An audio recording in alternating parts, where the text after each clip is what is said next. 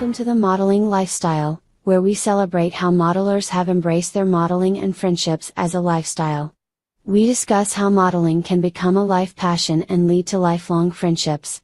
The goal of the modeling lifestyle is to preserve the modeling and interests of leading modelers and the modeling industry.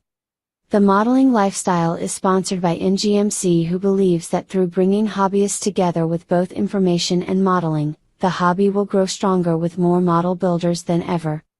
NGMC, which started as narrow gauge modeling company, is focused in 1/4 inch scale across hobbies. NGMC is a market leader in 1/4 inch scale with a range of products from over 50 vendors. In 2021, NGMC became the largest reseller of out-of-production model paint in North America with over 9,000 bottles in stock. And now to Jim Kellow, MMR, host of the Modeling Lifestyle. I love the sound of a whistle.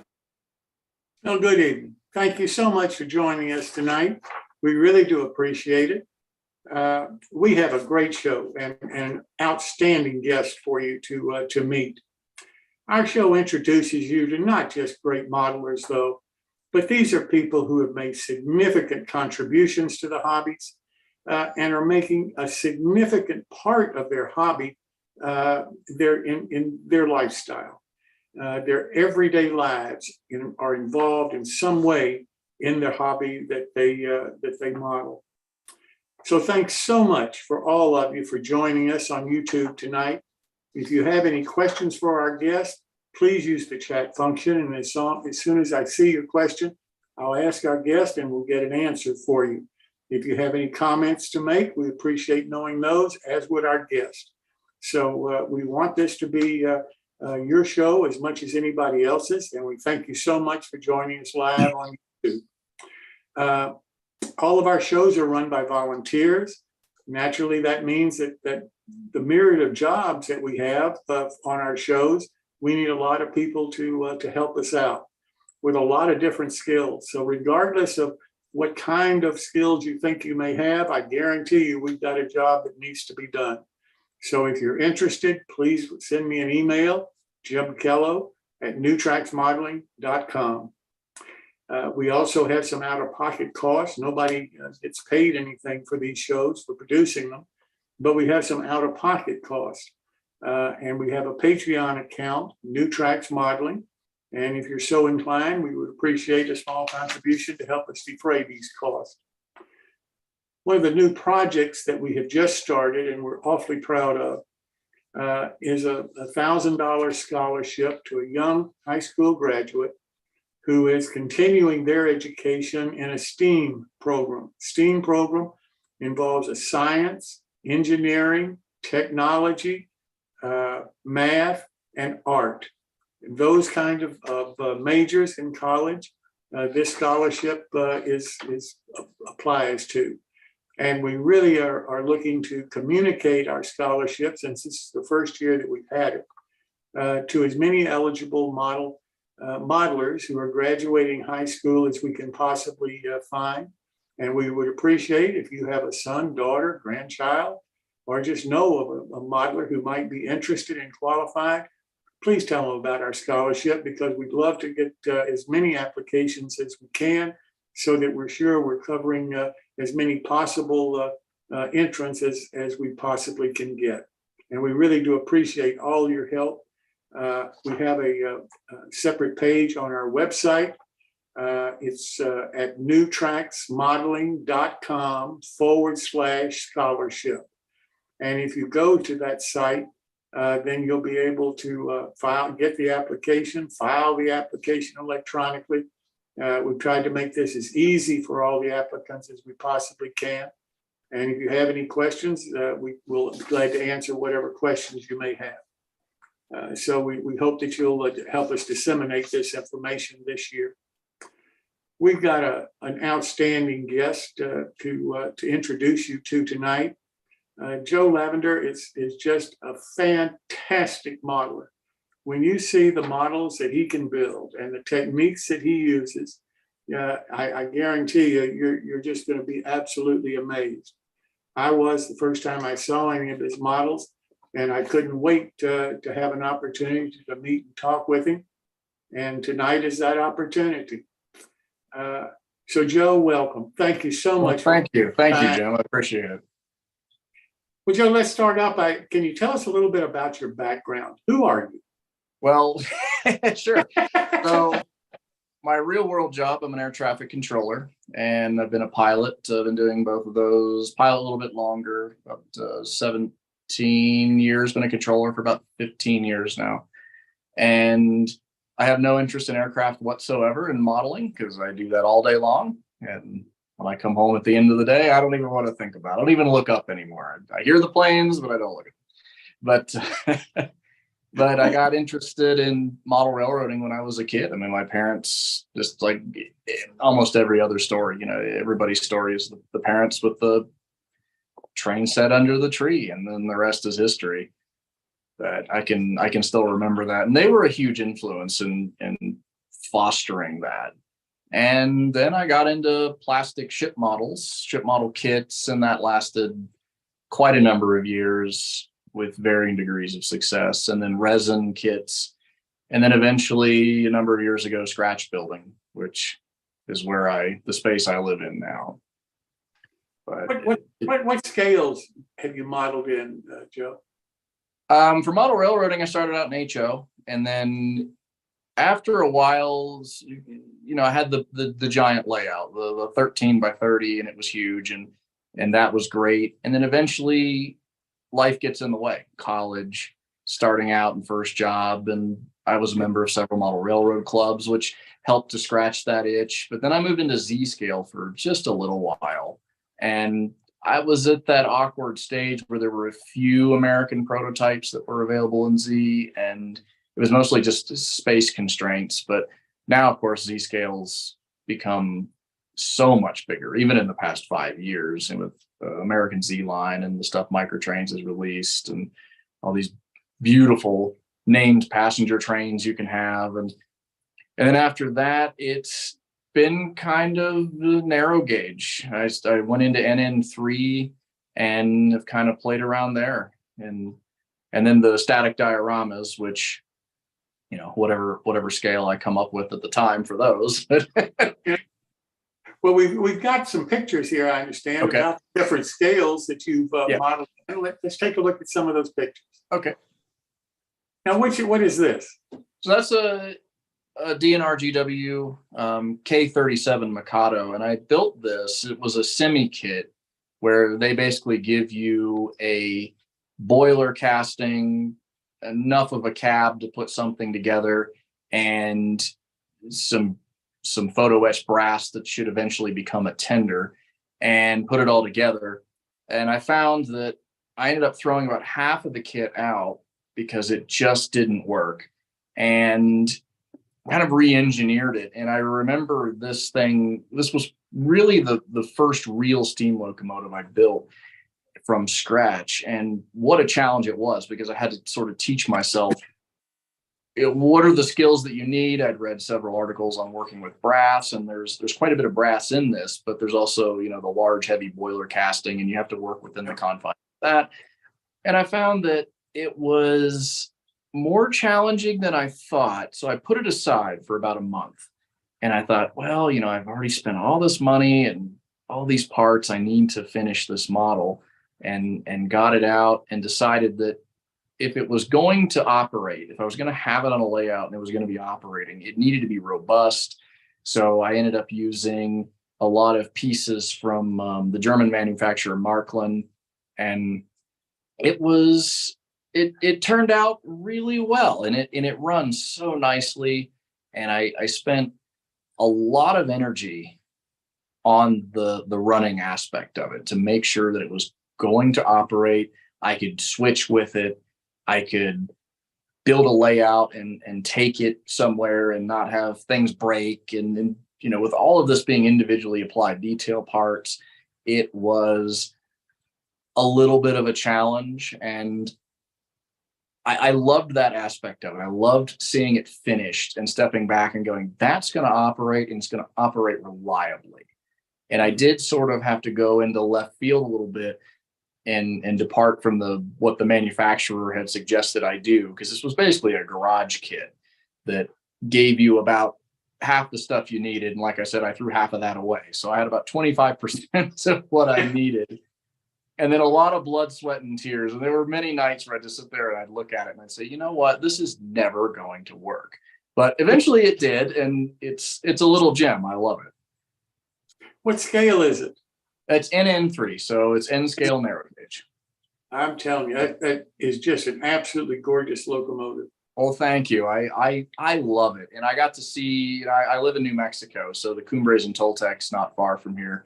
And they have on static display a K37. So it was neat to crawl all over the locomotive I had just built and see, well, I got that right. Nah, I got that wrong, but yeah. Close enough. Huh? Well, now this is another, it's a railroad that operated here in New Mexico, well, the New Mexico Territory, because it was gone before New Mexico became a state, but there was a mining interest in Silver City, New Mexico, that had several little Shay locomotives and some ore cars, and it was a 2-foot narrow gauge railroad. And there have been a couple folks that have modeled it. It was called the Silver City, Pinos Altos, and Mogollon Railroad. It lasted for less than 13 years. And they had 2 Shays, and I think they ended up purchasing some more right towards the very end, but there was a crash in the industry and they weren't able to, I don't think they went much past about 1913 and they were out of business. But I decided that I'd like to model something from that, but not dedicate an entire layout to it. So that's what this is. This is 1/220. So this would be ZN2 if you were to give it a scale. My God. Oh, and this is a photo. Before we talk about it, what's the total size of the diorama we just saw? Probably less than 8 inches on the long side. Gotcha. So yeah, it's not very big at all. The coin you're going to see, it's in most of my photos, is exactly 1 inch, and that's why I chose it. It's a shilling and it's solid silver. It's British, but it's 25 millimeters for the folks who use the metric system, or exactly 1 inch. Gotcha. That's beautiful diorama work. Thank you. It really is just outstanding, particularly that in that scale. Now, what is this? And this is, I have a small NN3, I would call it an operating diorama. Some folks have called it a layout, but it's 14 inches by 14 inches. And it was inspired by a post I saw on a forum. This gentleman had built an NN3 layout depicting a little short line in Mexico, and it couldn't have been much bigger. And I thought to myself, I'd like to do something like that. I want to get into narrow gauge, and I'm going to build something small. And that's what I did. And I love ghost towns. So I built this structure board by board and tried out different techniques and, to age the wood and make the paint look like it was peeling off. So the little, I guess we could call it a layout, hand laid track, everything on it scratch built except for that little truck there. And it doesn't really depict anywhere specific on the Denver and Rio Grande, but it's somewhere on the Rio Grande with a tunnel, because we didn't have many tunnels, but I decided to add one anyway. But being 14 inches on a side and a round piece of track, I thought I could get away with it. But I tried to emphasize the structures, the adobe and the forge that's falling apart, the old general store. Just build them like they would have built them, except you can see where they're starting to fall apart. And if you get really close in the photos, you'll see that somebody's dragged the toilet out of the general store, and the sink is laying there on the porch. People have gone through and ransacked the place. And I tried to tell a story with it. Well, I'll tell you, in my opinion, that's as close to modeling art as you can possibly get. I'm telling you, I'm so impressed with your modeling and how you create the scenes that you have. It's just unbelievable to me. And even in a small diorama like that, 14 by 14, it doesn't take much to tell a story. And I think each scene, as you go around each side of the diorama, is doing something, is trying to say something, and a little bit of action. If you look in between the trees, there's a prospector in there sitting with his dog, and perhaps he's working the tailings from the old mine that's there, trying to make a living. Just to kind of take you back somewhere and kind of evoke. Unbelievable how much detail you packed into that small an area. It's just unbelievable to me. Well, thank you. I appreciate it. I try to replicate the New Mexico landscape, which can be pretty barren at times. And yeah, well, it's beautiful modeling, no question. Oh, well, thank you. Joe, let me ask you this: what aspects of model railroading do you really enjoy the most? I love the scenery. I love track laying. I love hand laying track. So if I'm doing it for a larger diorama or something like that, I put a lot of detail into the spikes and the tie plates and things like that. I like making that look good. I think sometimes track gets neglected, and when it's done really well, it's beautiful. Hand laying a switch or aging your ties, that in the Southwest, you have this wood that takes on almost a purplish gray color as it bakes in the sun. And old railroad ties tend to look like that too. And you'll see that in some of the narrow gauge lines. And I like being able to recreate that and recreate the scenery for somebody to look at it and say, okay, I know where that is. I love scenery. Scenery is probably my favorite part. Wiring is probably my least favorite part. And bench work I despise, even though I love working in wood. I don't enjoy it because for me, I have to finish it. It has to look, and we'll see with the ship models later on, the whole package has to be hardwoods and inlays and finished. And I tend to do that with my model railroading too. And it's a lot of work. I think I burned myself out a little bit. Just on the bench work. Just the bench work, because I'm like, well, that's not square. That has to be perfect. And that cut, well, that one, there was a little bit of chipping there. So now we'll have to redo that board. And I get too focused on stuff that probably doesn't matter and people will never see. Oh, God. Well, Joe, I know that you're a well-known modeler, but many of us have never seen your models before. So I know that we have some other pictures here. Let's take a look at some more of your modeling. Okay.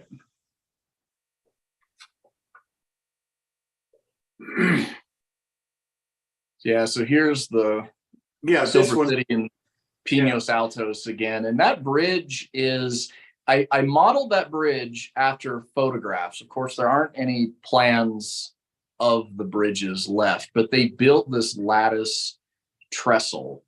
And it appears in the one and only book that was ever published on this railroad. And I spent far, far too long trying to figure out how this bridge was built and replicate it as best I could. They had a couple famous bridges. This is probably the smaller, less known, but it was more detailed with that lattice work. And I really wanted to kind of capture that Southwest before New Mexico became a state, the very tail end of some of the wars that were still being fought in the area. And it was a lawless time, but they still had steam trains and that 2-foot narrow gauge in the middle of nowhere. And that was something I wanted to evoke with this.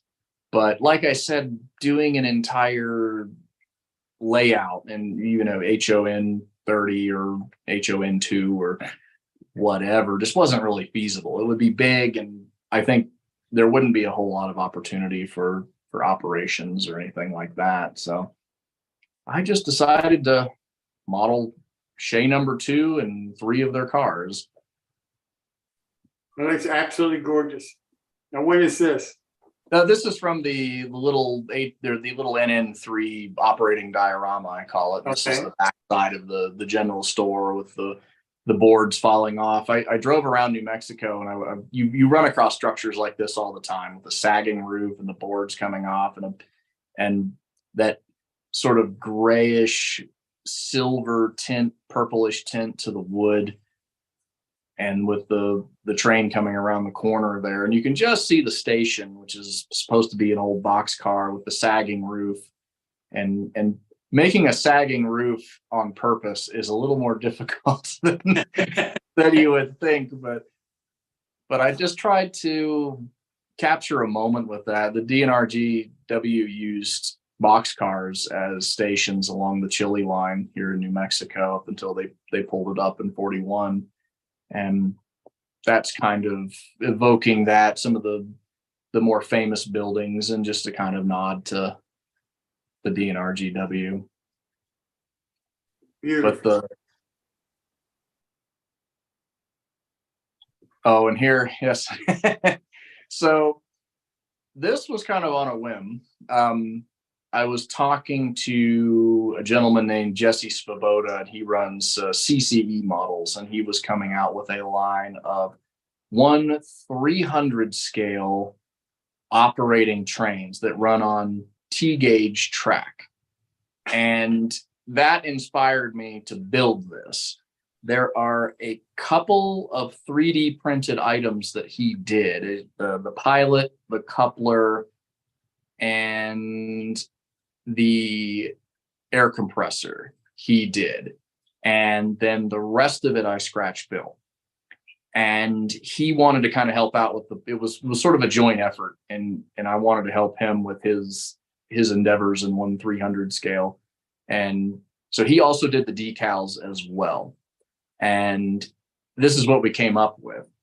And I had just intended to build the locomotive. And then I got to thinking, well, there's some aspects here of New Mexico and the Chile line that I wanted to model from officially the Santa Fe branch of the Denver and Rio Grande. And there's a famous bridge called Otoe Bridge, which is sadly gone now. But luckily, the company that built the bridge, Union Bridge Company, published some drawings of it.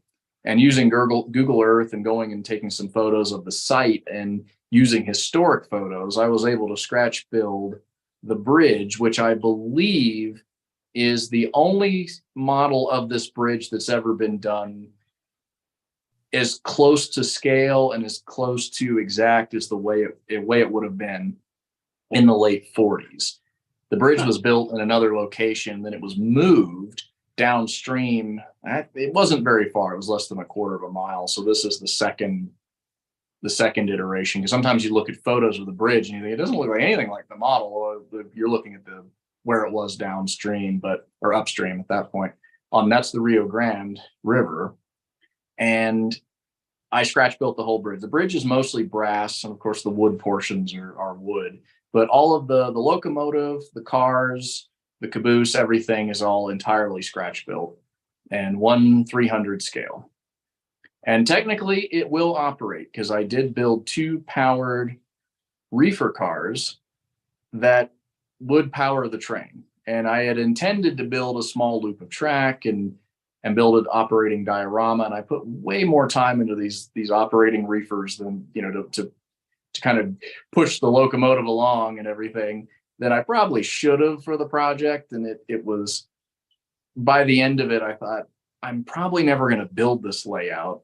So I'll just build it as a small diorama. And it is hugely popular. I get questions all the time, if I'm coming to a show or something, will you bring the train? That's what they always say. Will you bring the train? But yeah, I'll bring the train. But you don't see the dioramas that much. I mean, with that scale, that's just unbelievable modeling. To scratch build in that scale is fantastic. Well, thank you. Yeah, it was an idea that kind of came out. It was a much grander idea that finally came back to earth. And yeah. I thought I started building the locomotive and the cars during the pandemic, the start of it really. And it sort of just sat there. And I thought, I put so much time into this, hundreds of hours, and I got to do something with it. And so I combined the idea of the Otoe Bridge with the K36. Now, the K36 has never operated on the Chile line because of weight restrictions on those bridges. So there's no photo of a K36 ever crossing that bridge. But I thought, well, there's only about 5 or 6 people in the whole world that know that. So now that I've told all of you, but Do we have any more pictures for Phil? I think we have two more. No? Okay. I guess I'm wrong. You're also an author, and you write for two publications, In-Scale publication, and then the Model Railroad publication in Germany. How did you get involved in that? Well, the In-Scale magazine, I've done a couple articles for them. That was mostly from guest starring for Tom Knapp's column. He writes a column on narrow gauge every month for In-Scale magazine, and he was on vacation. And when he goes on vacation, I've stood in for him a couple times and submitted articles, which he's published. The German publication, I've sent a few things into them, and mostly from Z-Scale and some German Z-Scale items that I've worked on over the years, which kind of an interesting world that's most Americans don't know about is the German model railroading. They are fanatics about it over there, and the Germans have this, I guess, interest in clubs. They love clubs. So of course, the more clubs you're in, the better. And the Germans, of course, model railroading, they all go to their club meeting every week or every other week, and they have a massive model railroad industry over there, and the layouts are just fantastic. And that magazine is Trainini. Train, I is the word train and then I at the end. And they publish an English version, which is excellent. If you're looking for especially scenery modeling, flowers, they do just these wonderful scenes that you don't see too often in American modeling. And that's what really drew me to that, was you can look at it and see a different aspect. And they like to model a lot of everyday life things that you would see, there's somebody gardening, and these layouts just reflect all of that. You can take a look at a layout in Germany and say, I know what else they're into, what other clubs that they're in. They just have these beautiful layouts with an emphasis on scenery, and the scenery is almost always top notch. It's wonderful. And of course they have Marklin, and Marklin's been around for 140 years as a toy company. So they're well supported over there. And I think you can tell the passion of the European modelers when you look at these publications, because they're just fantastic. And American modelers can get so many tips and techniques and things from these German magazines. And almost all of them that you'll run across do publish an English version, which is very helpful. And also Model Art magazine, I've written for them a couple times, I believe, and that's my ship on the cover there, the Italian battleship Littorio, and that was a lot of fun doing that article. We had to photograph the model, and that's actually a kit, one of the last plastic kits I ever built, and it's heavily modified. There's a lot of photo etched brass and stainless steel in that kit, and it was quite an undertaking as far as a plastic kit goes to get everything correct, and that made the cover. And but yeah, I've written for other magazines as well, and I have this problem where somebody will ask me to do something, I will write the article, I will submit it, and then for some reason I put so much time into it, my brain just deletes it. So as I sit here, I can't remember some of the others, but I do write quite a bit, and I'm really not into showing off. So I keep a couple magazines behind me, the covers that I've made and things like that. But, grabbing all the articles, it's probably been 10, 15 major articles in the past few years. And then I've also worked on book publications too, for the history side, when I've spent so many years researching these ships that a little bit of it sunk in. So occasionally I'll be contacted for one reason or another for a book that somebody's working on. And I have quite an extensive collection of unpublished photos of ships.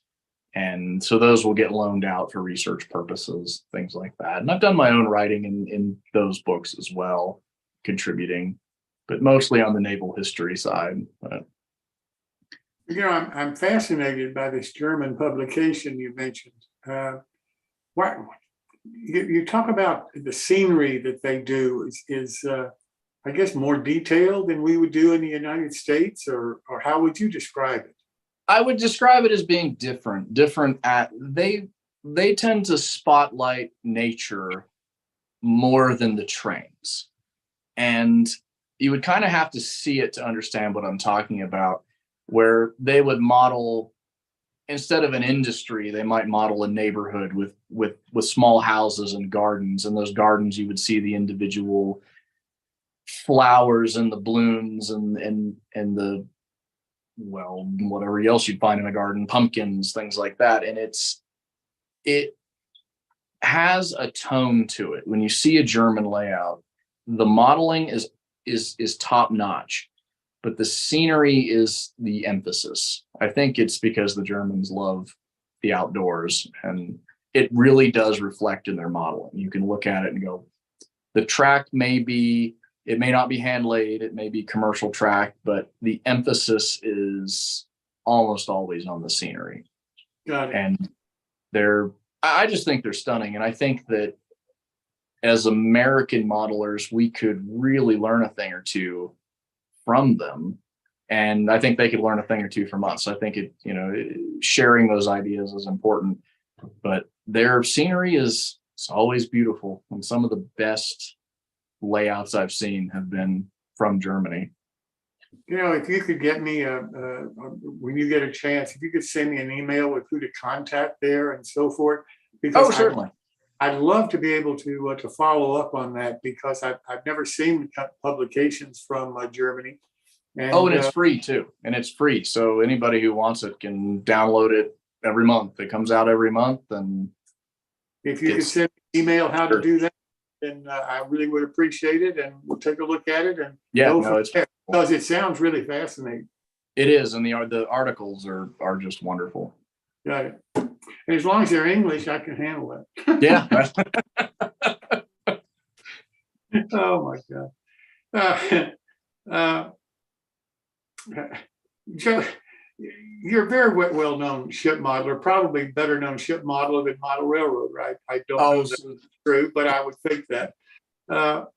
So let's, how did you get involved in the ship modeling? I mean, you were a model railroader, grew up, your mom and dad gave you the model train, like all of us got model train. We didn't get model ships for Christmas. We got model trains. Yeah, you got model train. Model ships, that's a little, it started out with the department store plastic model kits, and I would put them together and I would paint them in my terrible way. I didn't have an airbrush, but I was very interested. So this was just about the time the internet was accessible. And I was fortunate enough that my school was one of the first in the country to have the internet. And when you got on there were these message groups and message boards and Usenet groups dedicated to ship modeling and ship naval history.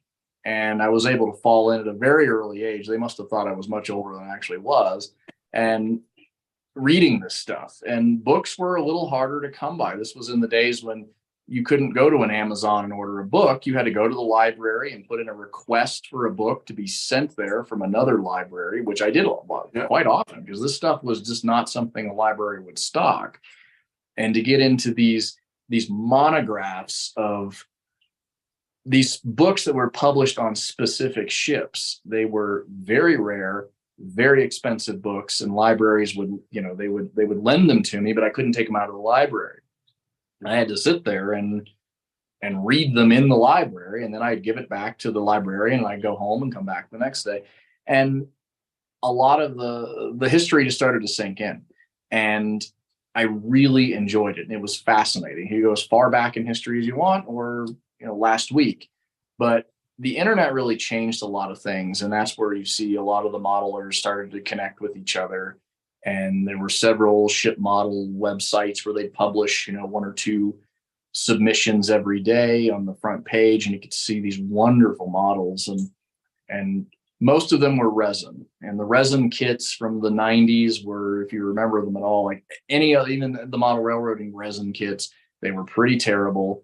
They were expensive. They were warped all the time. There were all these ways of, heating them, boiling in water and flattening things out, just like you did with the boxcar sides from these old resin kits. And I've been to some model train shows lately, and I found a few of these, and I haven't purchased them, but I probably should, just as a reminder of how bad things used to be. I don't think people realize how bad model railroading was if you had a resin kit, and it was the same in ships, and I'm sure aircraft were even worse. I used to have a very bad resin aircraft model kit that I would take out and show people, and I would say, this is what it used to be. And today, we have these CNC made dies, and they cast the resin, and it's just, and now we have 3D printing coming along.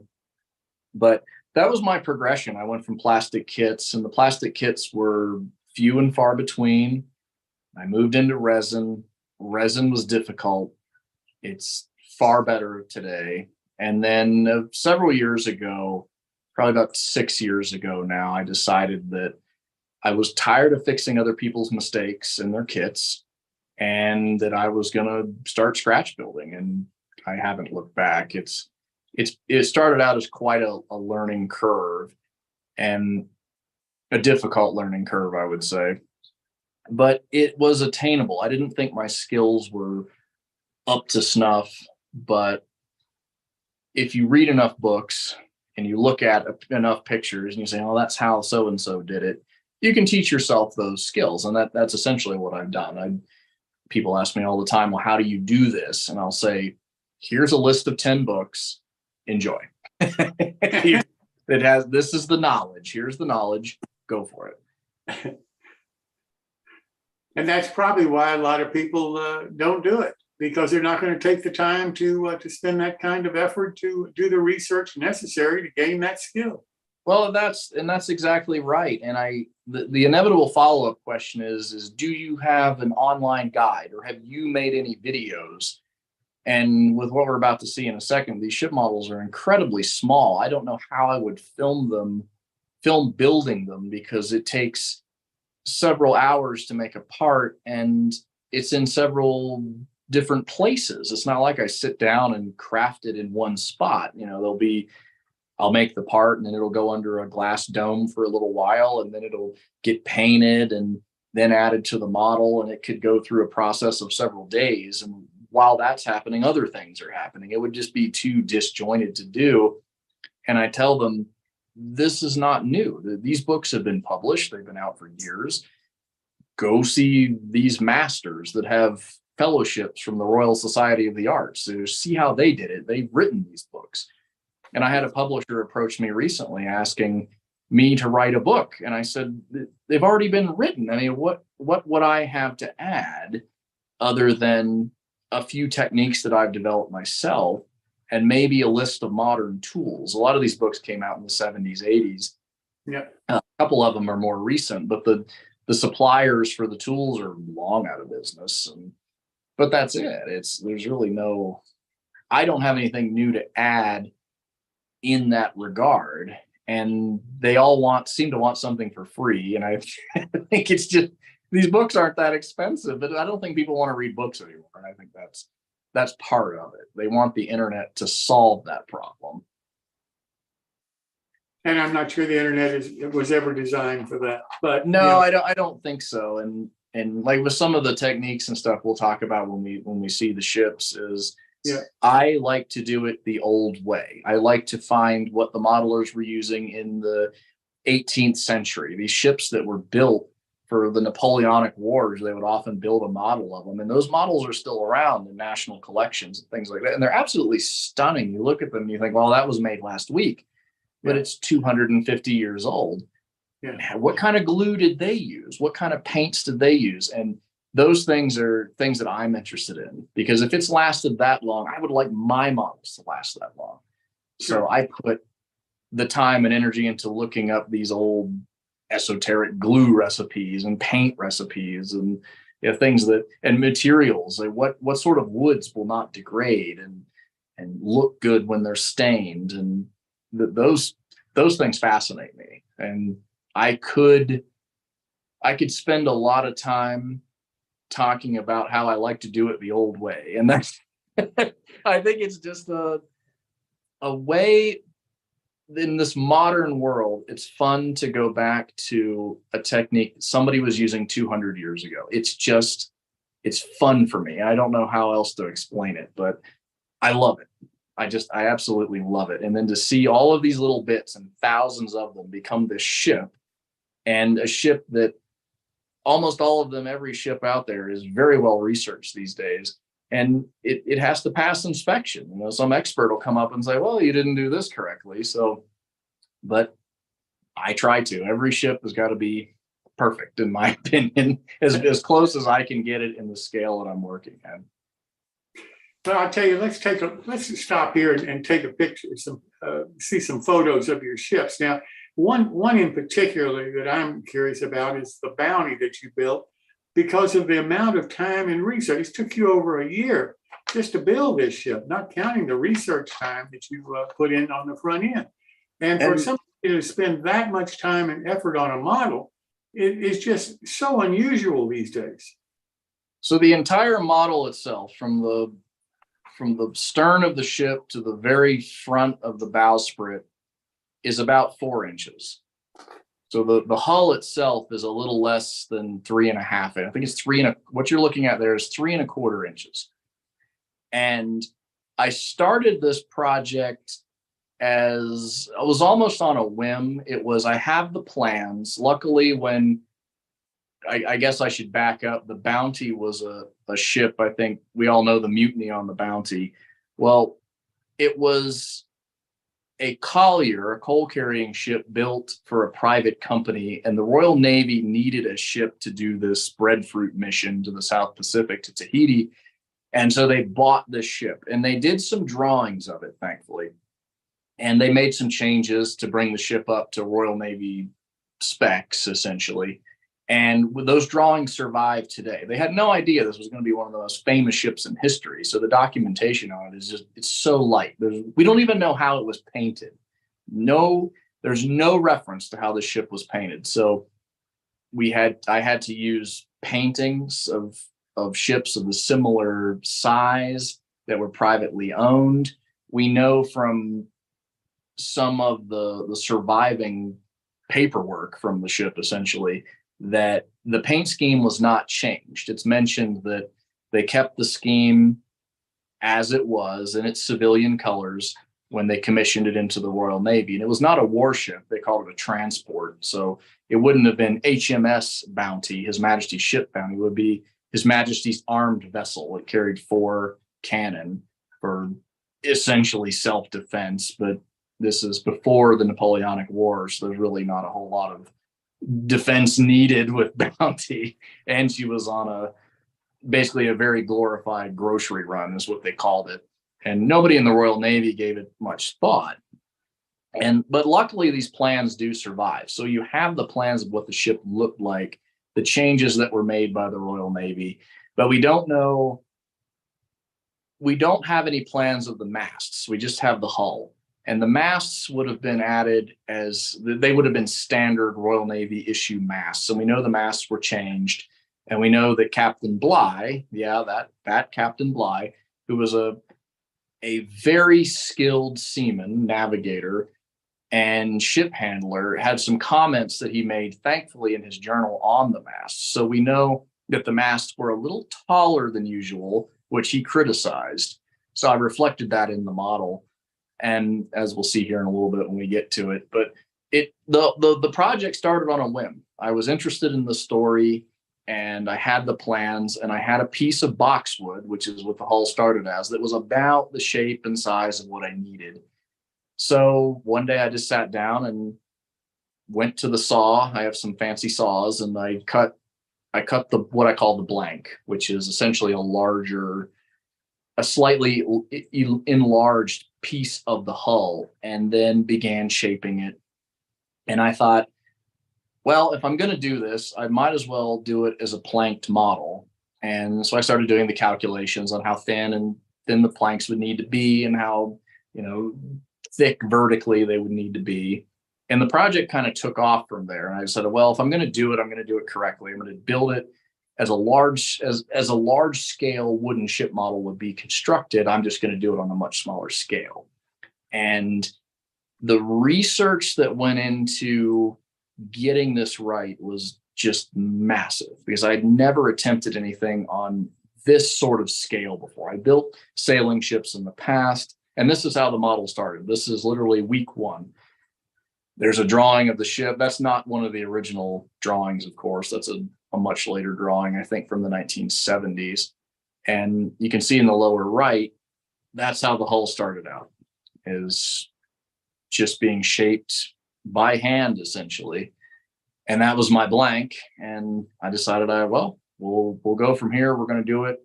We're going to do it right. We're going to add all the carvings to the best of our ability and see where it goes. And it started out strong, and thankfully it did, because it was a lot of work. And I was able to get the hull finished within the first few months. And as we see here, it's already on its sea base. But the boats themselves, the launches, those are planked. Those are probably a little more than 1/4 of an inch long, maybe 1/2 an inch at most on the larger one. And those are fully planked. They're made from wood, and they're planked just like the real thing. And I built them over a jig, because I could have used a plastic boat. I could have just carved a boat from wood, but I thought, no, let's take it a step further. Let's see if this can be done. And the first attempt did fail. The second attempt, I decided to change wood. So I used a wood called Alaskan yellow cedar, which bends very well. And it's not the most stable. It's not boxwood. Boxwood is what I prefer. The boxwood is everything else that you see. But the Alaskan yellow cedar was able to give me those complex curves on something that small without splitting, or it basically just, it had to hold together. And then I had to build 2 of them. So I built the larger one first, and I thought I was pretty confident that it was going to work. So I built the smaller one. But that part of the project was probably the single longest. The piece that took the longest were those 2 boats. And essentially I built 3, because the first one just failed. I couldn't. But if you take an Admiralty plan of the launches that Bounty used, and they were a standard issue boat essentially, and compared it to this, you'll be there. You'll have the right number of pieces of wood for the hull and the interiors, and if we had a picture of it, inside is all the equipment that these boats carried. So there's a grapnel, there's coils of rope, and the ropes are coiled exactly where they would be. There's the correct number of oars. The oars are painted correctly. They're stored to Admiralty specs. It's all there. There's nothing missing. And then in the upper left, we could go one back. Oh yeah, so here we can see inside the boats. But yeah, if you see the bell on the ship, that was turned on a lathe. And so it's all there. This is one of the construction photos. A little bit later on, the masts are in place now, at least the first course. But you can see in this photo sort of the complex curves of those boats. And they're individually planked. And I had to build the frame and then essentially plank around them on a jig.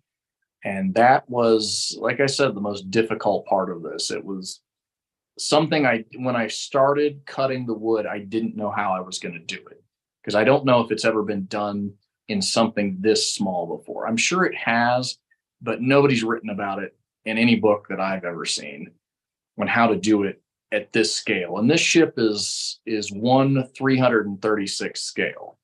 So 1/336, and it's almost impossible to fathom how small these boats are. But so here are some of the tools that I use. This is the bulk of it. The hull itself was cut on the Brin saw. I have a Brin saw, and Brin is a manufacturer. They make some of the most fantastic modeling, woodworking, miniature tools you can imagine, and they're just the Rolls Royce of tools. But this is the bulk of it right here: punches, hammers, a draw plate, and the rest is just tweezers and extremely fine copper wire, which is what I used for the rigging. So the rigging is braided copper wire. I have essentially a loom that creates the rigging, different thicknesses, so I can decide, if I need something thick, I can make it thicker. If I need something very fine, I can do that. And that's pretty time consuming process. So you don't see those tools there for making the rigging, or the large scale cutting tools, or the planer. I have a planer for small wood to get the thicknesses down. But yeah, that's pretty much it. There isn't a whole lot to it. There's a divider there, several things to measure with.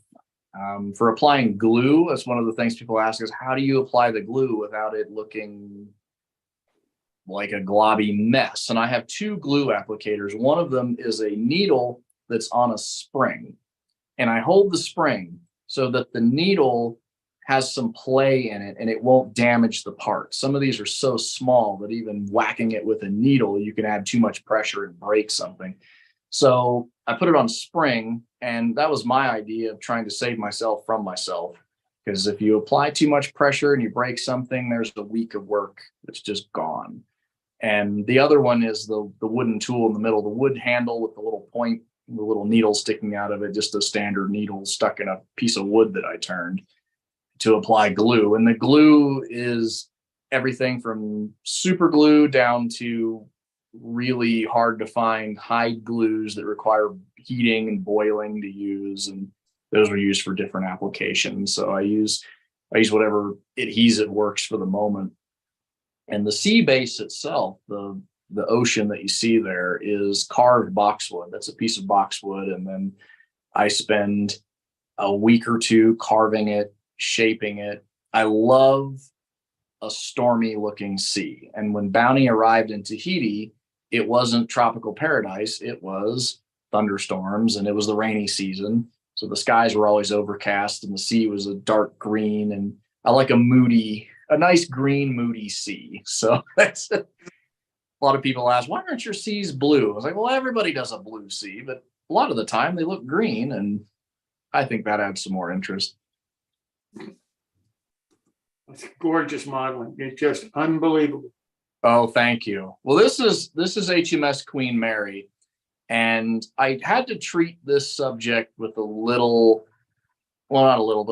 of reverence, because it's a famous ship. It was destroyed at the Battle of Jutland, and it exploded. It didn't just sink. It exploded like a giant bomb. Her magazines detonated and killed all but a few. It was single digits number of her crew.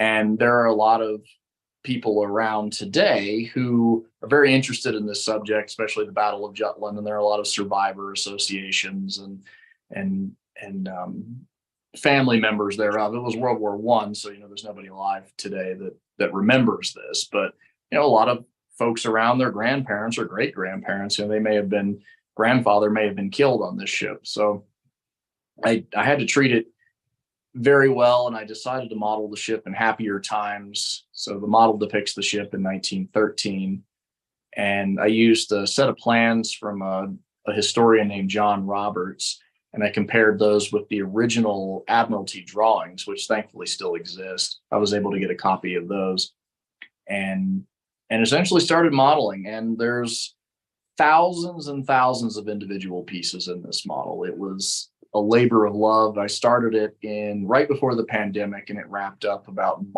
April 2020, and was several months. The decks individually planked. I wanted it to look as it did in a certain photo taken in 1913, and I really tried to capture that, the drama of the sea, that green sea, and to make it look like a painting come to life, and add as much detail as I possibly could. If you could zoom in on it, you'll see everything's there. The supports for the sun awnings, the rigging, the anchors are there, the guns, even the barrels of the guns are bored out. And you can look down the barrel if you get close enough. The bridge, it's all there, all the bridge equipment, everything you'd need, everything you'd see, the ship's boats. And it all started out as a single piece of boxwood. And I really wanted to treat this subject well because it's such a sad story, and not many people outside the naval history world even know this. But if you're modeling something where almost 2,000 people are killed in an instant, you want to treat it well. You want to do it right, and that's what I tried to do. Is I tried to depict the ship in happier times and give her some dignity. And I really, here's some photos. This is how that model started out. My left hand, that's probably the first week's worth of work. The planking's on, and the center photo here, we have the start of the superstructure, which is a very complicated area, especially looking at the plans. It's not quite apparent what you're looking at and how to translate that into the wood, because the hulls, of course, are made out of wood. And it was a challenge for me because there aren't many photos of these ships from the angles that you would need as a modeler. I think today people were spoiled for all the photos we have of modern equipment, but some of these ships, there are a couple of hundred photos maybe, and most of them are taken from far away. So the detail of how these structures, how the levels were created and how it all sort of interacts was very difficult. Even looking at the builder's plans, it wasn't quite apparent. So I had to do a little experimenting there, but I think I finally figured it out in the end. And the materials and the colors, especially with the ship, we know how it was painted, but there are certain areas of the ship we don't know what the coverings were on the decks. So like the orange there was a type of linoleum that they used called corticine. And corticine takes on this sort of darker orange color in different lighting, but then in other lighting it's pretty bright. But I seem to recall somebody somewhere saying that this area of the ship was covered in corticine, so I went with it. But there aren't a lot of references to this kind of stuff, and the builder's plans for these ships or even subsequent documents don't always specify what they put on the decks. So there's a lot of contention there, because that's just another point to argue about. But here we see more detail being added. The gun, most of, I believe all the gun turrets are in place at this point. And the ship's boats were carried inside this structure, so you couldn't really see them from the outside if you weren't you didn't have a bird's eye view of the ship. But getting the right size of the boats and then building the model on these two needles, essentially, because the model's about 5.5 inches long, and carving the gun turrets. And then, like with anything, you can carve something correctly once, but doing it 4 times exactly the same is a little difficult.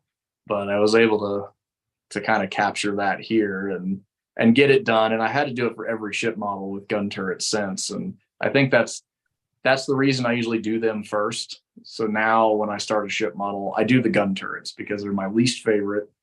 And if you mess up just once and they don't all look perfect and they don't all look exactly the same, I have to start over. So I was really fortunate that it worked out. But the picture on the left is the ship right before it went into the base, or it went into the sea base. And then the picture on the right is the very first day. So those were a scaled down version of the John Roberts plans and the piece of boxwood that I used to carve the hull. So I keep a printed drawing of the ship 1:1. So that's 1,500, 1,500 scale.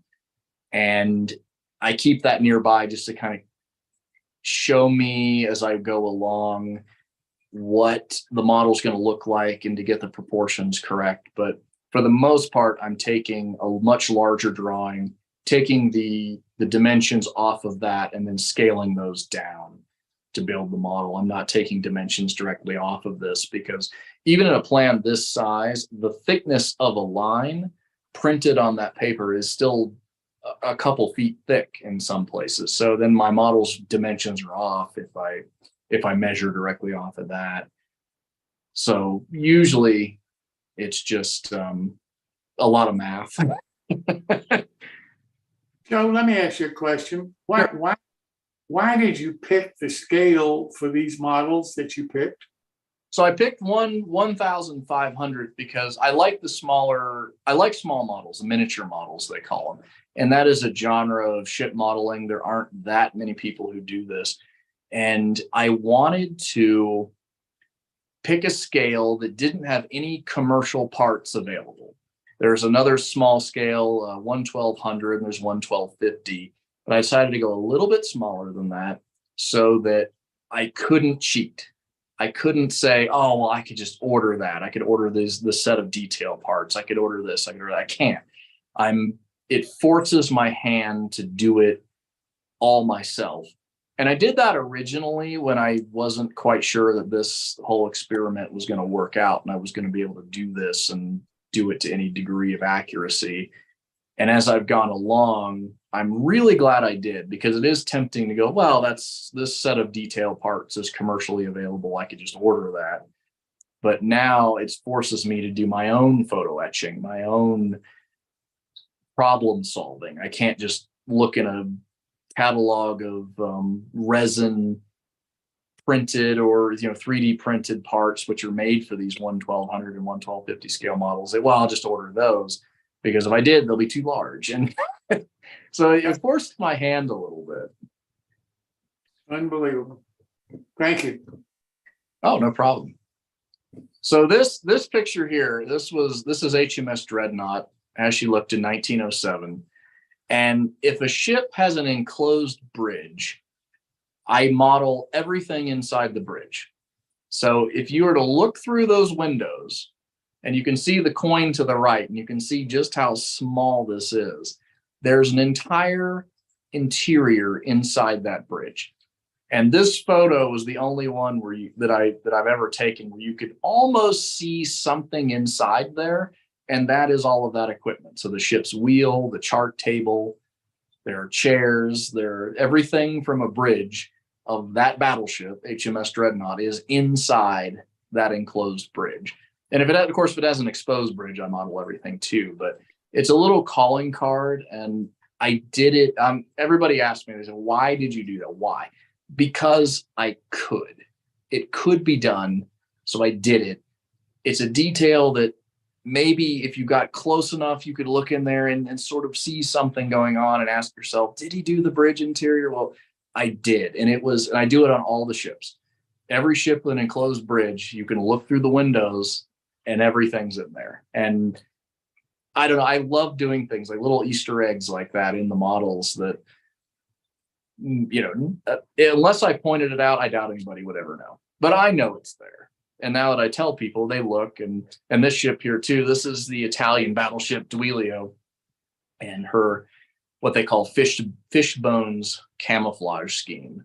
And she also has a full bridge interior, and that's it's in there. You can look inside and see it. But this was the first Italian battleship that I'd ever built. This is HMS Ramillies in her World War I camouflage. And this camouflage scheme was very, very difficult to figure out at first. But luckily, the original color plates that the Royal Navy did still exist. So I was able to get the colors. And they used pink, yellow, blue, black, and gray for this ship. And it was just such a striking camouflage that I knew I had to do it. And that was pretty much the only reason I built the model, was so that I could experiment with the colors. But I just love how wild it looks.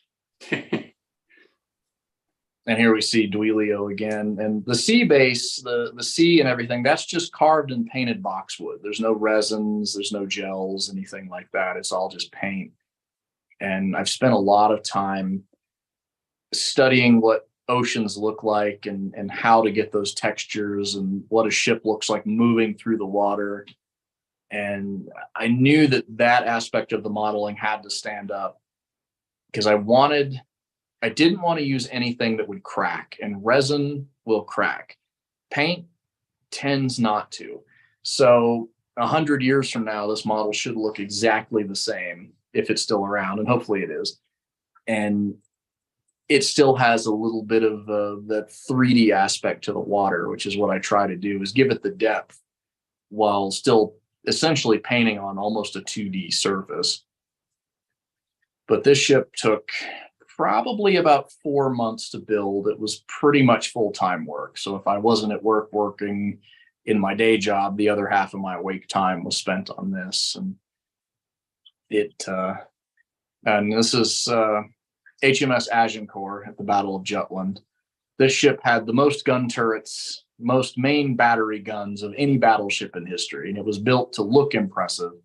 And it did. It was it was enormous and carried 14 12-inch guns. And this sort of started out as one of those models where I had some really good plans. And if I have a really good set of plans for something and I don't have to do a lot of extra digging, it really helps the creative juices get flowing, because you can get started almost immediately. And Agincourt is one of those models. And here we see the Italian battleship Giulio Cesare. This is a full hull model, and I chose to display it on this sort of, well, I guess like an artistic plinth, basically, like some concrete blocks with the sea rising around it. But this model is entirely boxwood as well. And it took quite a while to build. This was the model I finished right before I started working on Bounty. So it wound up being about a 6-month project, just because of the extra detail and having to create the propellers and everything, and the hull plating, because a lot of the things that you wouldn't see on those models that were the waterline models, well, I now have to depict. And the curvature of the hull is very hard to do in a single piece. What the professional models do, they do it in 2 halves, which is the smart way to do it.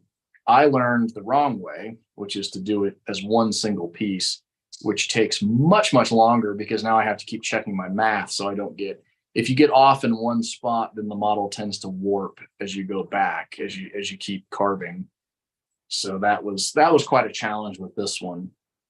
Again, a World War II battleship. This is HMS Captain, a very unsuccessful design. The ship sank very quickly in its service history. It was very top heavy. Instead of using shrouds to hold the mast down, they used these giant steel poles, essentially. And it was very, very unstable. And it carried these 2 huge gun turrets in the middle. And she ended up rolling over and killing a vast number of her crew around, I think it was 1865, 1866, somewhere in that time frame, just after the Civil War. So this was a steel ship with masts, a very small steam engine with retractable propellers, which is what they did back then for efficiency.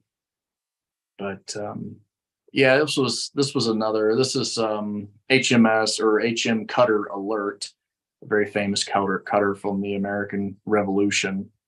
This was a British ship, and this was one of the very first wooden ship models that I built. Again, started out as another model that had very good plans of, and this was to kind of celebrate the new tools I had bought. I just bought the Bren saw, and I really wanted to see what I could do with it.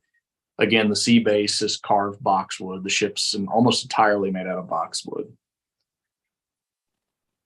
And then the rigging, of course, is the braided wire. And wire is great for rigging and even in the model railroad applications for telephone poles and things like that, because it doesn't deteriorate. And wherever you put it is where it stays, as long as you don't touch it. And with a ship model, if you use anything other than wire, you wind up with it putting tension on the masts. Well, with it being wire and glued into place, or in some cases wrapped into place, it goes to help to support the masts. It makes a much stronger model, or a stronger model, essentially, because you're not putting any pressure on those things. And then the next slide here this is the Giulio Cesare Italian battleship. It was almost finished. We're getting there. And the model on the left the picture on the left is without the superstructure, and then the picture on the right is the superstructure in place. These models tend to be built in sub-assemblies, so this is kind of what it looks like as all those parts start to independently come together now to form the finished model. We have another photo of Queen Mary. No, and this is Captain Cook's ship, Endeavour. This is this was a fun model because it's so tiny. I believe the whole model from back to front is a little less than 2 inches, and it's fully planked.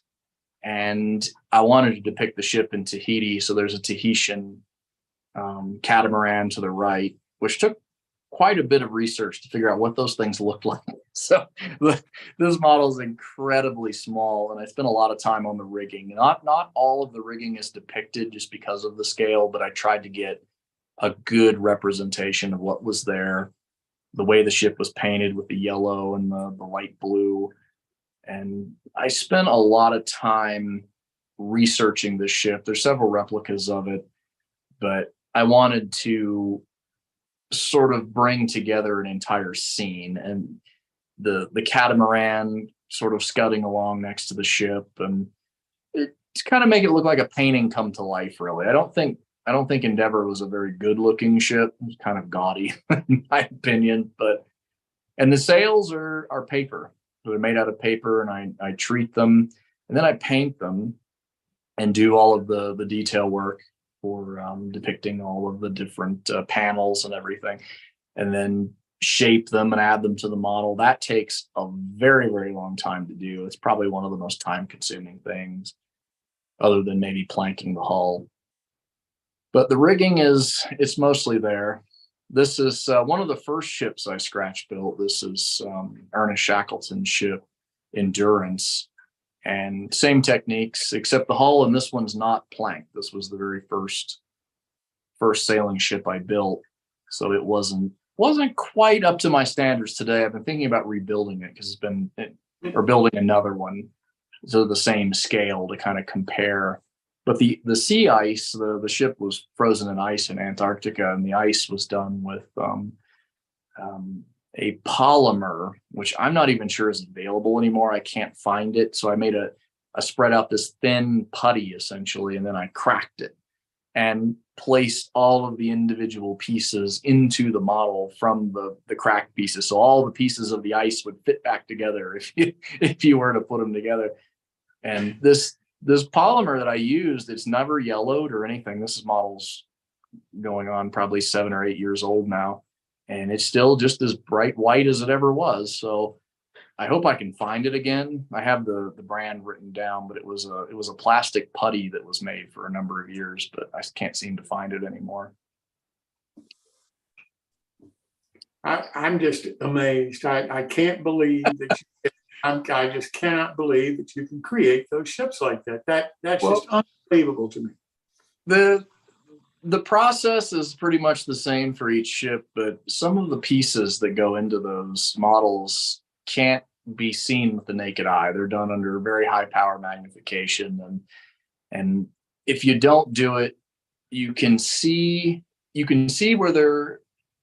where if I leave off detail, you can see it. You can't perceive it, but your eye goes, well, there should be something there, but it isn't. And so I try to, within the reasonable levels of sanity, to add as much detail as possible. Joe, we've seen your ship modeling. We've seen some of your model railroad modeling.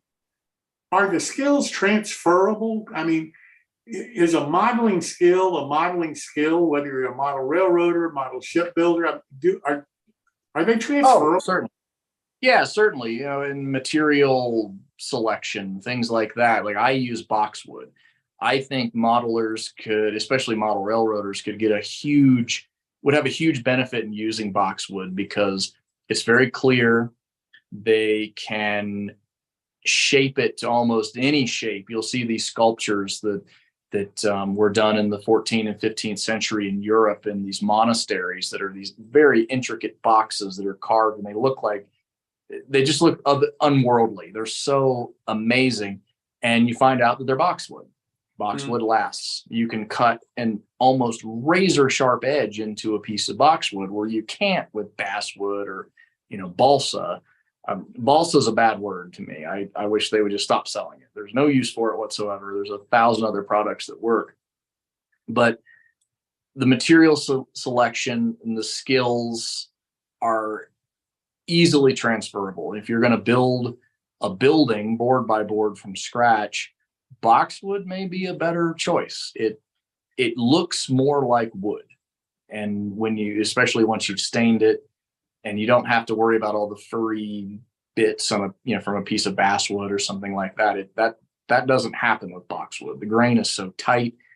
It can be as smooth or as rough as you want it. And I think the painting, the research, all of those things are easily transferable. It's just, if you're going to build a train or you're going to build a ship, or a building, or the scenery is maybe a little bit different. And here's a couple of good examples. These are jigs. The jig on the left were the shrouds, the rat lines for Endeavor. And then the model on the right, or the picture on the right, that's an anchor for a German cruiser I built. And there's 8 pieces of brass in that.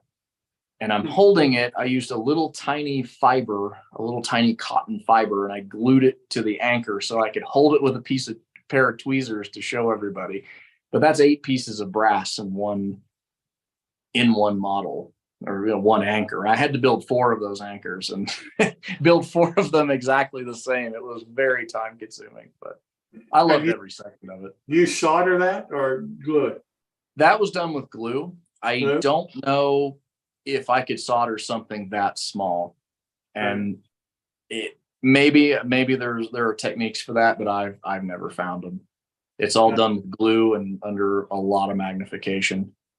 Where do you get your boxwood?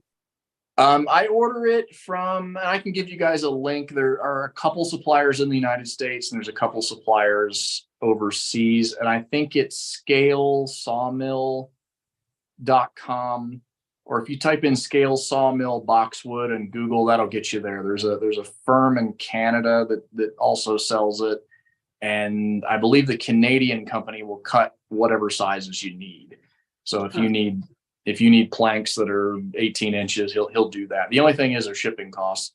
Luckily with my stuff, I don't need massive pieces, but if you were doing a scratch building project, you could just order a chunk from them or have it already planed down to whatever plank size you need for your buildings, things like that. They would easily do that. And it's very cost effective. It's going to be more expensive, obviously, than basswood, but the level of detail, especially if you're building a hero structure that's going to be close to the edge of a layout, boxwood would be fantastic for something like that. Got it. Okay. What do you see the future for modeling in the various hobbies? I mean, are people modeling today like they used to? Where are we going with this? I think they are. And I think a lot like myself, there's a lot of lone wolf modelers out there. And I think the internet has really created that culture, because like a show like today, some modeler comes along that's interested in trains, is going to watch it.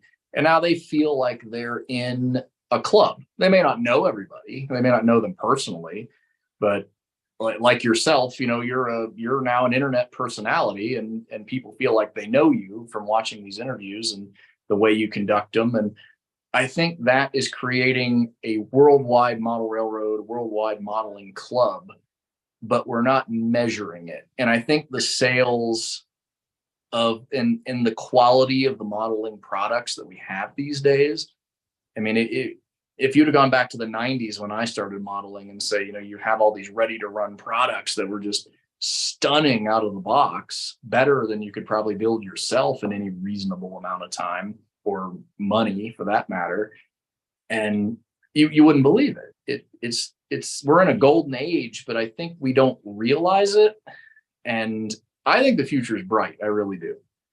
I don't see it going. I think it's going to be different, though. It's different than what we're used to in both ship modeling, with all these wonderful kits that are available. But with ship modeling, you don't have the club atmosphere, other than maybe the International Plastic Model Society or the Nautical Research Guild or something like that. But with model railroading, I think there's just a lot more lone wolf modelers out there, and they're not connecting in the same way. And I don't know. I think I think that's the one aspect of it that we're not measuring. We're not measuring the people out there that are having a good time with this program on in the background, and they get to be in a virtual model railroad club. You know, talking to you, it's obvious to me that the art aspect of it is recognized much more in ship modeling than in model railroading. Yeah, that's true. And I'm wondering why that is. I don't know. And I've seen, and we were discussing off camera, the modeler that I've discovered recently, John Haney, and his wonderful C&O layout. It's just absolutely, I mean, it's gold. It takes you back to a place.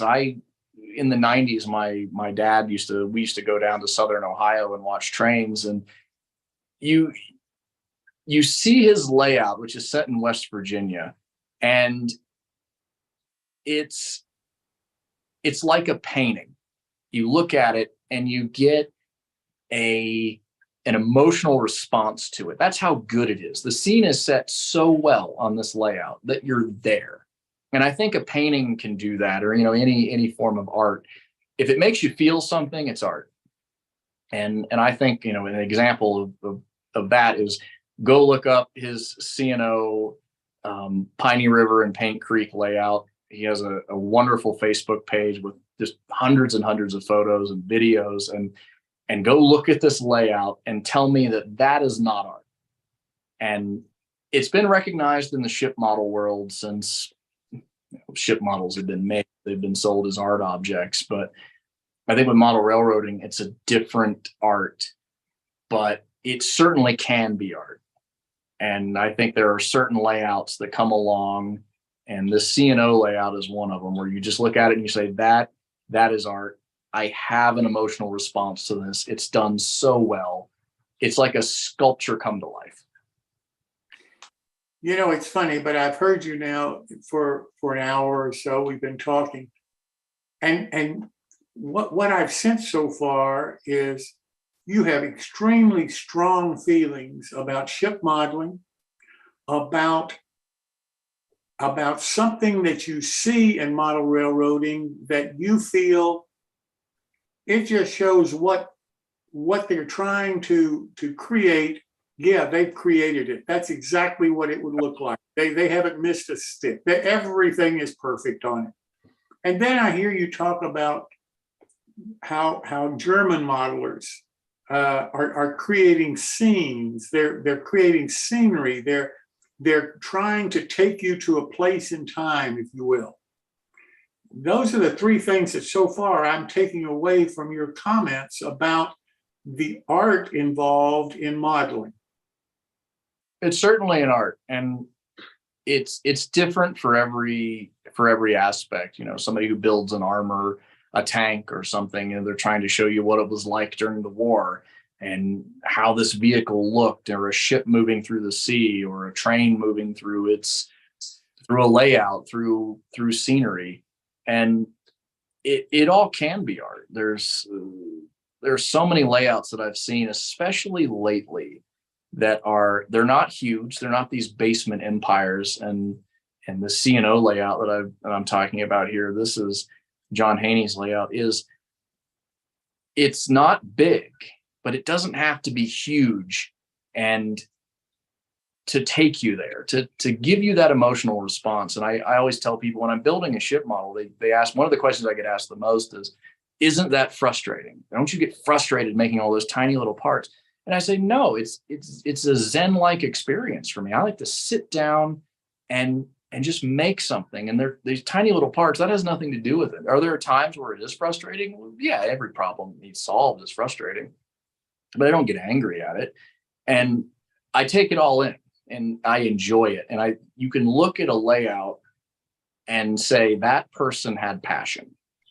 That's an artist. That person enjoyed every aspect of it. You can just see it. You can see the love in something. And that's true with ship modeling or aircraft or tanks or whatever you want to build. And I think that translates into art. If you look at something and you think that person is an artist that created that, then it's art. It's art. I agree with you.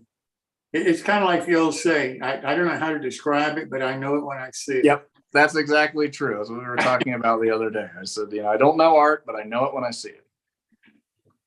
Let me ask you this. What about technology? What about, we keep hearing about 3D. We 3D this, we 3D that, and 3D is going to take over the world. What about in modeling? I think it is going to be the savior of modeling, just because as these if we want more stuff quickly and not paying an arm and a leg for it, especially in the commercial side of things, 3D printing and the 3D printing technology are going to, if they haven't already, revolutionize everything in modeling, from model railroading to ship models to it's already taking off in ship modeling, because we have the 3D printed resin models. And resin used to be a dirty word, at least in my opinion. It was like, oh, we're going to do a lot of work now. And now you see these models come out where then they almost build themselves, and people can do it. They can have the home setup. I mean, I'm probably the worst person to ask for this, because, as I've said, I like doing it the old way. I like, 19th century techniques versus 21st century technology. But I do see where it is headed. And if it saves the hobby and keeps it relevant and makes it cheaper, so everybody can have these really detailed models, or they can make them in their house.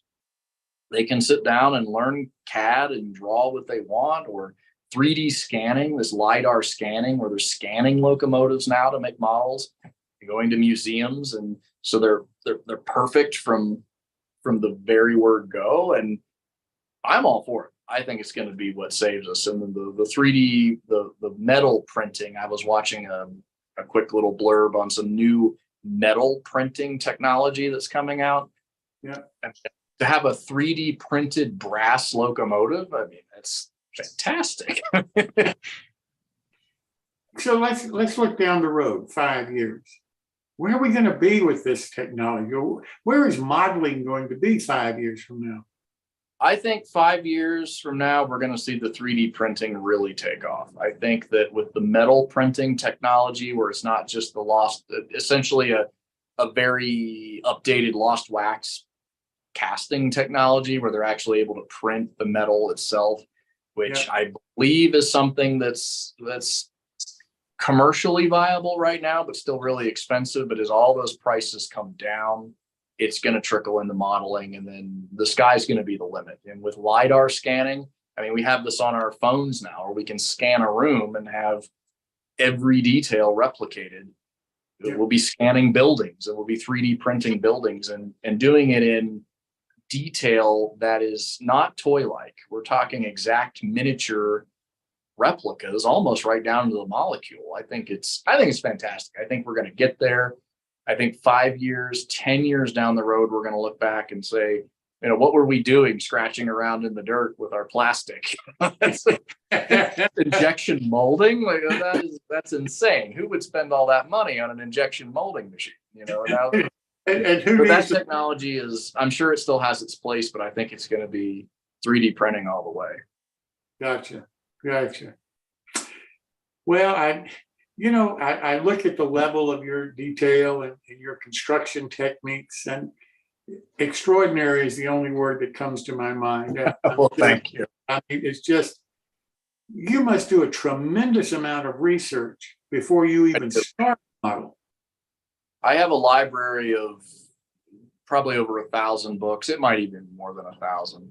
Just very esoteric books on, one book there on Italian battleship paint schemes, the camouflage they used, and two hardbound volumes on 2 German battleships that were built just prior to the war, and plans and scale drawings and original plans. And anywhere I can get original plans is wonderful, but sometimes those don't exist, or they're not easily accessed because they're in archives in other countries, and they're a little bit harder to get a hold of. So we have these commercially available plans, and you have to take those with a little grain of salt, because they're not always 100% accurate. They're drawn by a person, and people make mistakes.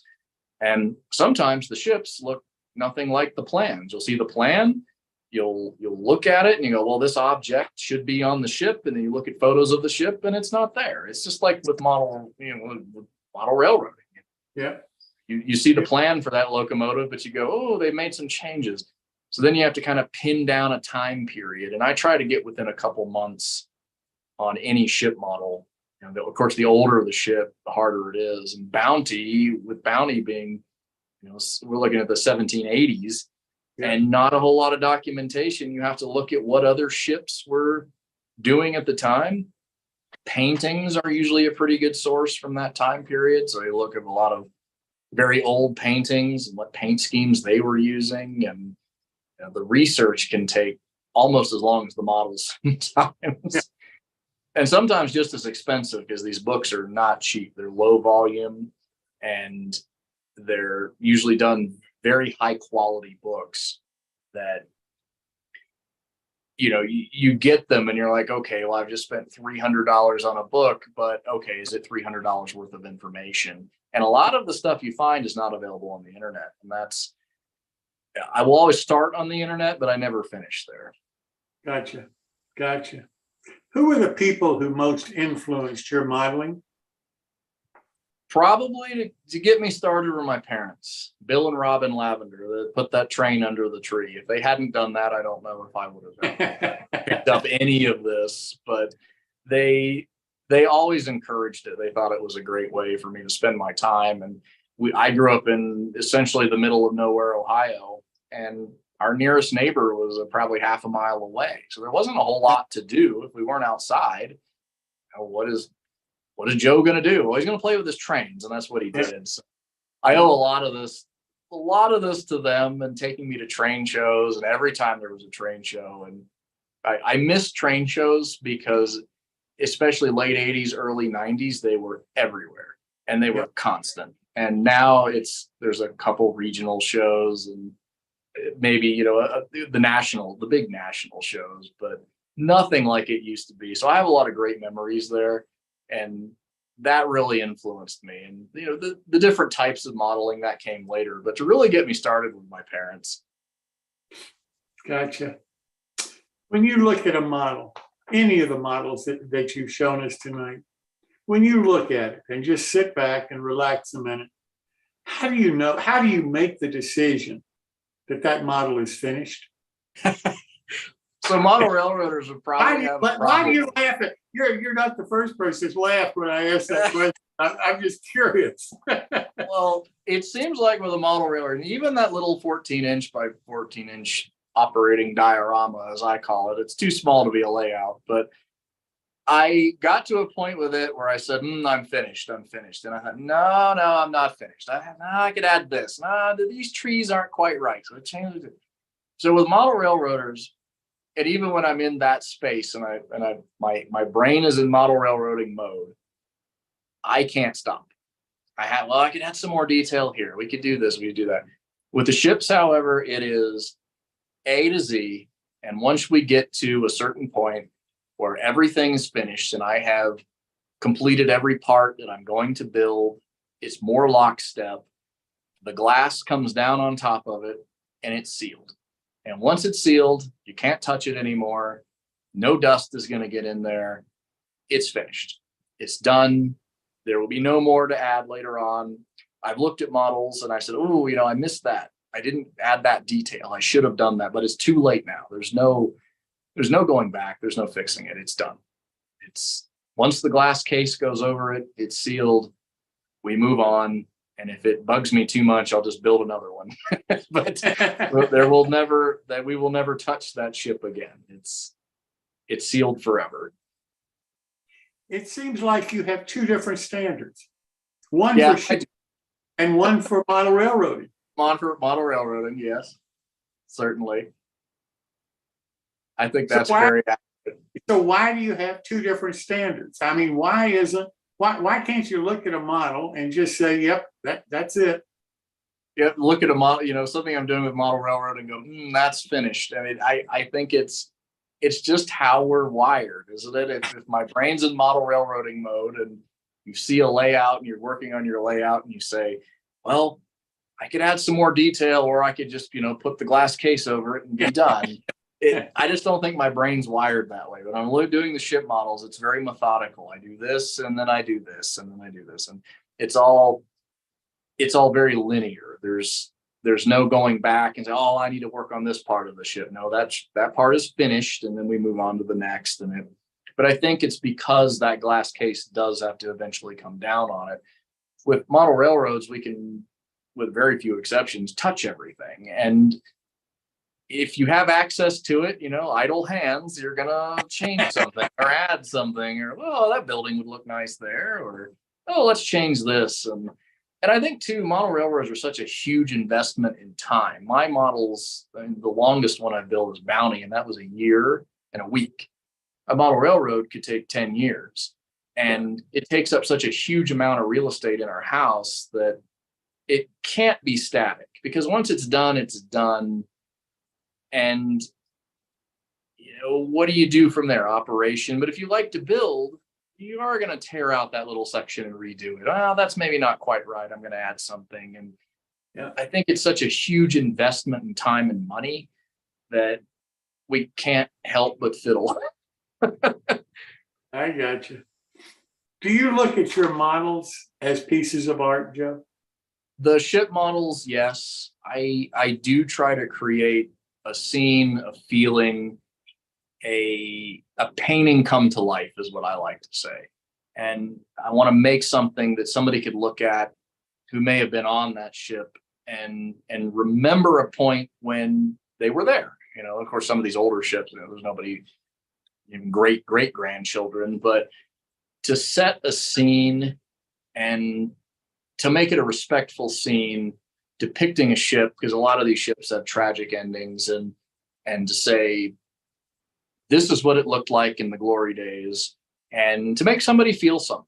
And that's really about it. If somebody comes away saying, that's really small, and he captured a moment, that's all I want. So yeah, I think art. And like I said with the model railroading, that if a model railroad makes you feel something, it's art. Joe, what modeling advice would you give a new guy coming into modeling, either in ship modeling, model railroad, whatever the modeling is? What advice would you give that person?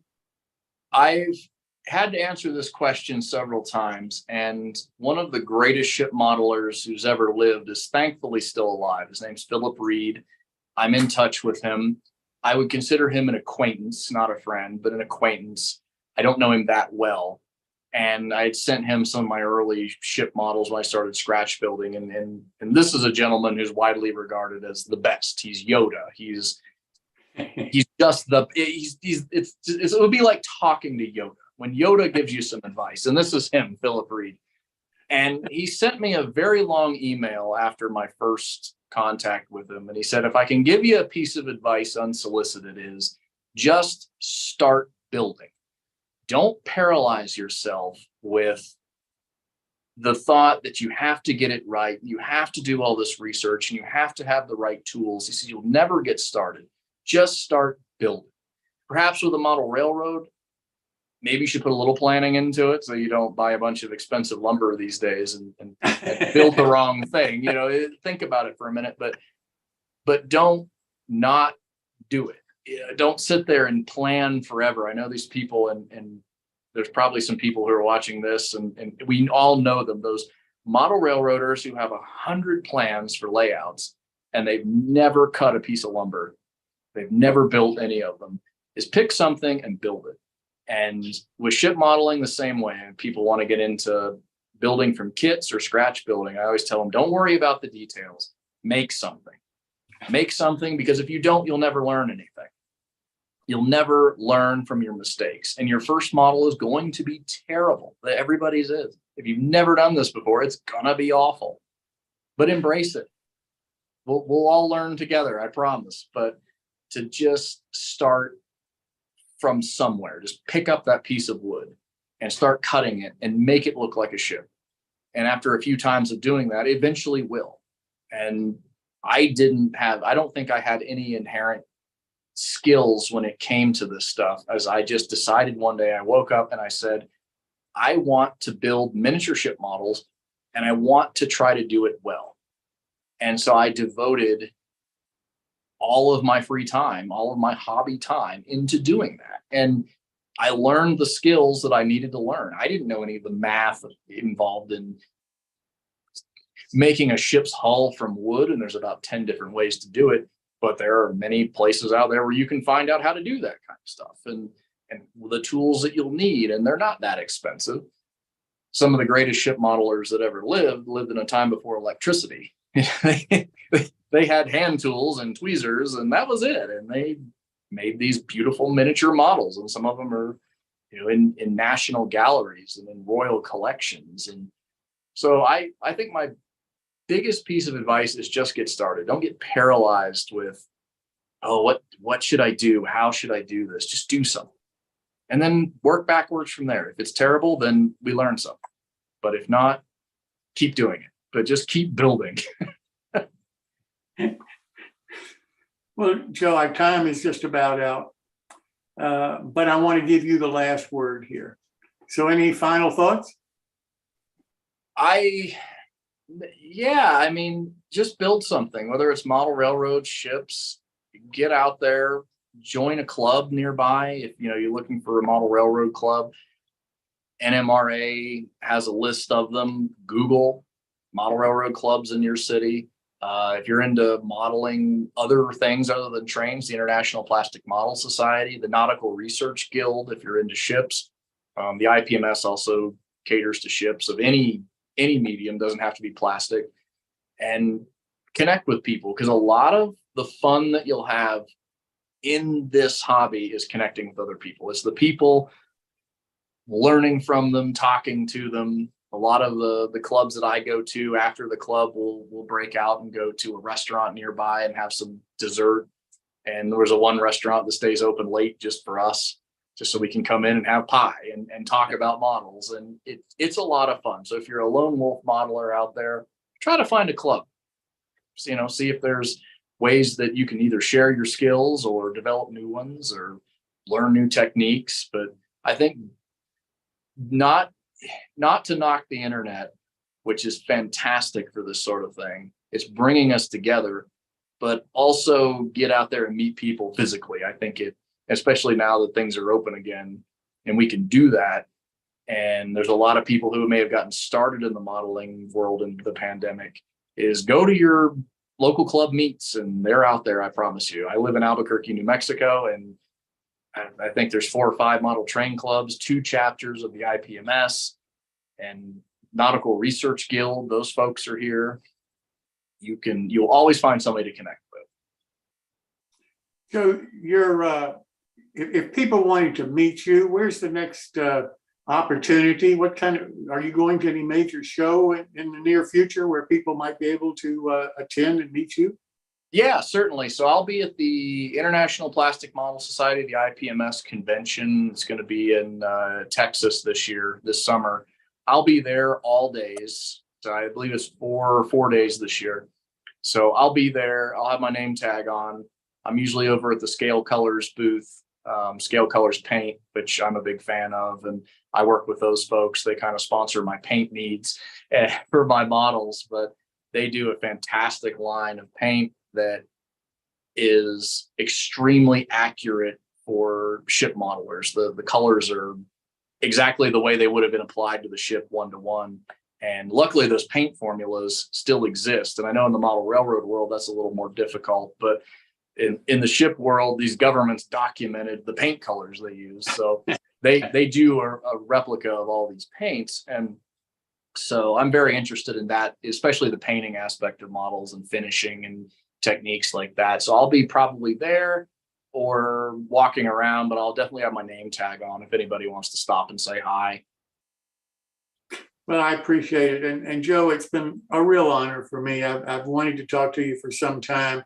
I'm just amazed at the extraordinary modeling that you're capable of doing. And I want to thank you so much for taking the time to be on the show tonight. Thank you. Oh, you're welcome. And thank you for having me. I mean, to be asked by a modeler of your caliber to come on your show and do this is a huge honor. I mean, you've been an influence for so many people out there. And then now that you're doing this and you're kind of coalescing all of these aspects of modeling together into one show, and you can be a model railroader and build model aircraft at the same time. And let's talk about the techniques that are shared. I mean, we don't Yep. have to play in our own sandboxes anymore. And you're definitely showing us that we can all be one community. And I thank you for that. I appreciate it. I appreciate your words. I truly believe that. And in the past, I think too many times model railroaders have stayed in model railroading, and maybe shipbuilders have stayed in shipbuilding, and It's military very modelers true.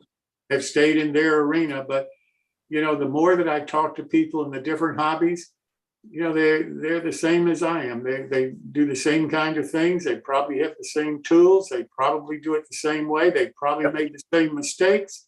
And if they had to do it over again, they wouldn't change a thing. Probably not. And that's amazing what you're doing here, bringing everybody together. Joe, thanks so very much. And Thank you. thank you enough for being here this evening. Thanks. Well, that's it for our interview with Joe tonight. I want to thank everybody who attended live on our YouTube channel, New Tracks Modeling. I hope you enjoyed the show. I hope you enjoyed meeting Joe. And if you get a chance, I hope that you can meet him in Texas and shake his hand, because he is a modeling marvel as far as I'm concerned. I want to also ask you to please subscribe to our YouTube channel. It's New Tracks Modeling, and ring the bell. That way you'll be able to get advance notification of all of the other interviews that you can only view live on our YouTube channel, as well as all of the shows that we produce on Zoom every Wednesday evening at 7 p.m. Eastern. If you want to attend those shows live, you need to subscribe to our website, newtracksmodeling.com, and you'll receive an email each week with the login links for those Wednesday evening shows. And we have to do that for security reasons. But I look forward to seeing you on those Wednesday shows. Naturally, I hope you'll consider a donation to our Patreon account. Naturally, if you have any kind of interest in working with us to help produce these shows and create opportunities for other modelers to be on the shows, we'd love to hear from you. My email is Jim Kellow at newtracksmodeling.com. And lastly, please tell the young people about our scholarship. We want to help them if we possibly can. And the more people that enter the scholarship, the better, as far as I'm concerned, because it's all to their benefit.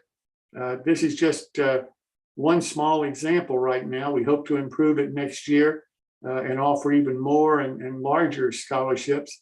But right now, this is the modelers of today trying to help the modelers of tomorrow. So please help us get the word out. Thanks so much for being here this evening. I wish all of you happy modeling. And until next time, thanks again.